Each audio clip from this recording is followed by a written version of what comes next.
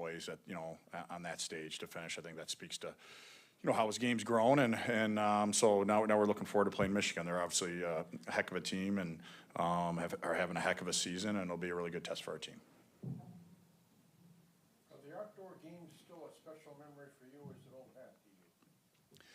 Oh, it's special. Yeah, it's special. I think I haven't been in that many as a coach. So I think just for our guys, just to experience that. That crowd, even getting to the stadium, right? You gotta get a police escort, and you got some fans letting you know you're not welcome in town, and they're lined up on the sidewalks. I just think for our guys, you're trying to pull this bus up and try to figure out a way to win a hockey game, and you got a lot of people that are rooting against you. And I thought it was awesome. I thought Penn State did a great job. It's a lot of work to put it on, and thankful they asked us to be a part of it. How big last weekend was for college hockey? How big is this weekend for the sport too, with 1 versus 2, especially Saturday games? Yeah, I mean, I think that that LCA game is always the most attended indoor game in college hockey every year, right? I think it speaks to the rivalry, right? And both programs are in good spots, and that's when it's at its best, And I think regardless of where they're ranked, there always ends up being good games, and I suspect no different. It'll be tight games, and if we want to have success, we got to be at our best, and likewise for them. And but that's what being part of a rivalry, I think, is.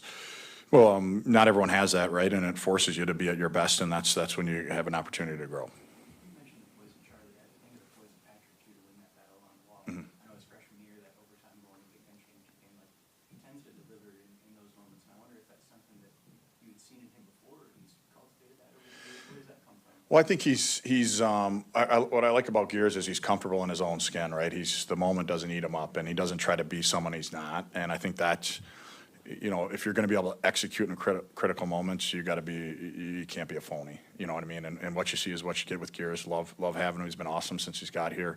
He came in his first month, was healthy scratch, and worked his way into the lineup. And he's had an impact on our program in some big time moments, right? And so, yeah, I thought he was in a great spot there to win a puck battle. Danny Russell did a great job competing at the puck. I think it would have been easy for Danny to, lay on the ice and try to sell a call. He was competing there in second, third effort, and same with Gears, and slid it to Strams, and he was able to finish.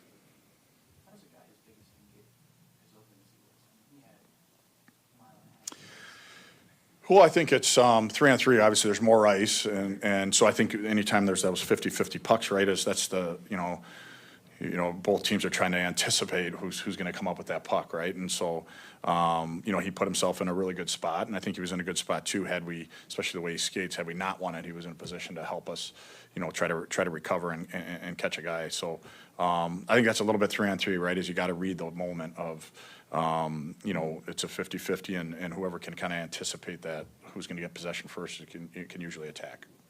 I know they're all important. How much do you stress the little things in a series like this, like playing 5-on-5 as much as you can, and not making the mistakes that can cost you a game in a series like this?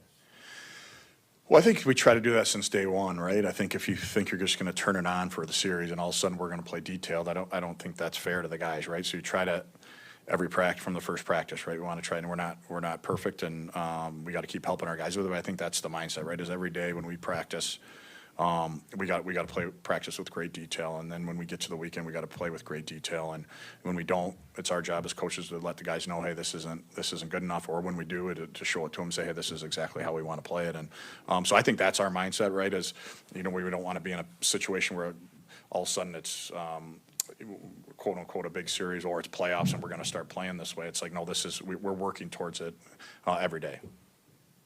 Michigan, it's starting goaltender. You're putting out. I'm wondering how much that changes the prep for a series like this, where it feels like if you're any program you can win track meets. They've done that for years, but it felt like it's a shift from where they've grown earlier in the season. How do you view them in terms of where they're at now versus when you faced them earlier in the season? Yeah, no, they're good. They're good team, right? They got depth, and I feel like every time we played them since I've been here, I feel like their goalies have played good, and so I suspect that we're going to see good goaltending this weekend, right? And so if you wanna score, and it doesn't matter who you're playing, right? You gotta try to fight to get to the inside, and I think they've done a good job of making it hard to get to that area, and so you got to make that decision that you're gonna get to that area, but.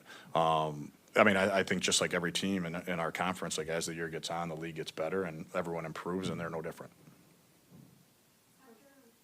Coach, how much does it mean to this program to have the opportunity to play on this big stage again? Obviously, you had Van Andel in December, and you had Beaver Stadium last weekend, and now you get LCA coming up.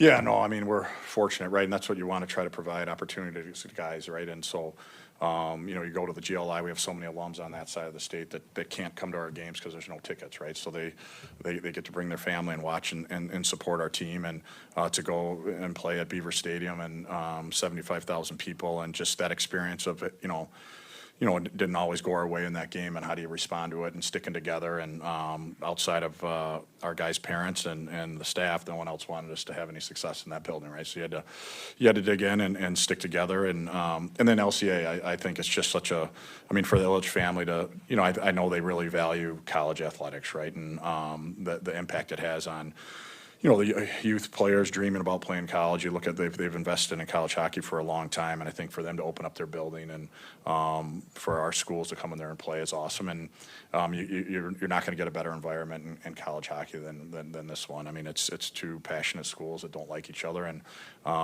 it'll be slammed, it'll be packed, and but I think it's great. It's one of the many reasons you come to Michigan State, an opportunity to play in these games. After a weekend that had so much scoring, what can you say about your defensemen and their performance, because they're doing things that don't necessarily end up on the stat sheet?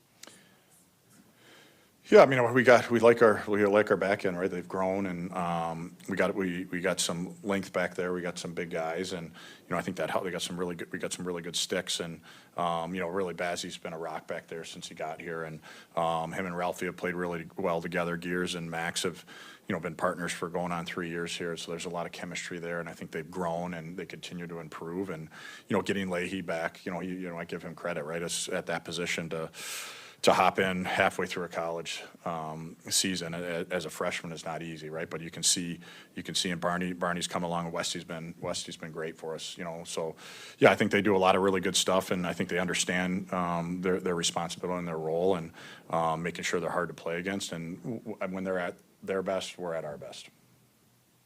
Rick Conley's here today. Forgive me, I lose track of years. Did he recruit you and Jared? Yeah.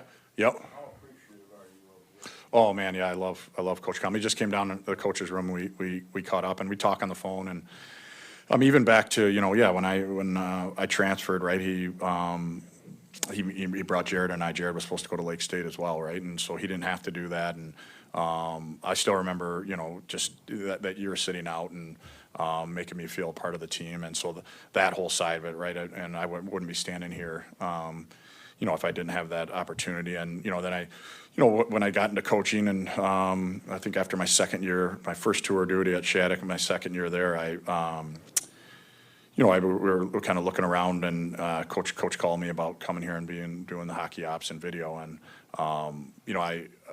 same thing. I wouldn't be standing here if he didn't bring me back, right, and gave me an opportunity. I hardly knew how to turn on a computer, and I was the video guy, so I had to learn quite a bit, But I think he trusted that I could figure that side of it out, and but yeah, he's an awesome mentor. I can call him at any point, and love having him back in the rink. Can I ask you how important this afternoon is? I hate to use the word closure because you're never going to forget Dan.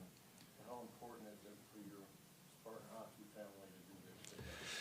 Yeah, I mean, I think it'll be, obviously it's, I don't know what the right word is for it, but the fact that, the school has really been awesome supporting Becky and the boys and Dan's family, and to open up MUN, for a celebration of life here. And I think we'll have a lot of people back, a lot of his teammates that can be together, and just try to honor him, and I think that's what we got to do right now, and support Becky and the boys. And she's doing well, and she's texting, sending pictures and different things and some good memories. And but yeah, I think that goes back to, I think everyone talks about Michigan State being a family, and I think you're really seeing that when something like this happens, right? It's just, again, the school offering up MUN for the family, and supporting them any way they can.